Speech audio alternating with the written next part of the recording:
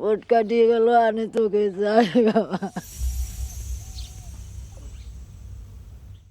কি কারণ কি কারণে আমি কেমন কো বাবা, চাইছেন এখন?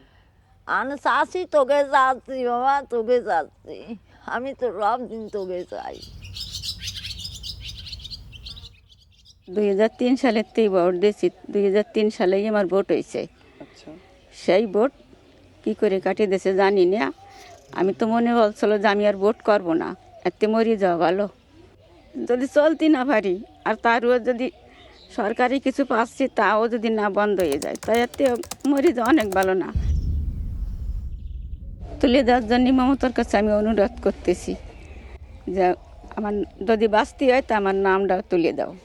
আর এই টেনশনেই তো আমরা দুটি মানুষ শেষ হয়ে গেছি। আমি আইসি 81 সালে আইছিলাম, 1981 সাল। এই পর্যন্ত আমি এখানে বসবাস করতেছি। ভোট তো দিয়েওছেন আগে? ভোটও দিয়েছি। কাটা যায় বাদ পড়ছিল, সেইখান থেকে আবার পরে করছি, সেটাও কিছু বেরোয়নি, নামটা আর আসেইনি, আসেনি। পুরো ডিলিট। হ্যাঁ, আপনি হিন্দু? হিন্দু মতে সম্প্রদায়। কি সমস্যার মধ্যে পড়ছেন এই নাম ডিলিট হয়ে যাওয়ার পর? কতটা চিন্তায়? চিনতে পারে, ভীষণ চিনতে। হাল তো ঠেরত বাস আর মারা একই কথা আছে, মরি যাই ভালো সেরে পরে জানা হালে যদি এই বছর ভোট কাটি যায় তার কি করবো জীবন দিয়ে। অসুবিধা তো হবে,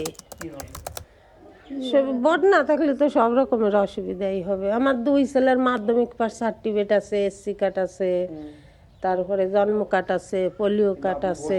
তো আমাদের বাংলাদেশে কেউ নাই, তো তা আমরা যাবো কোথায়? আমার বাবার এই দেশের মাইগ্রেশন কার্ড রয়েছে, তারপরে 66 সালের ভোটার লিস্ট রয়েছে। এবারে ভাই ভোটের লড়াই এই এখানেই দেখবো।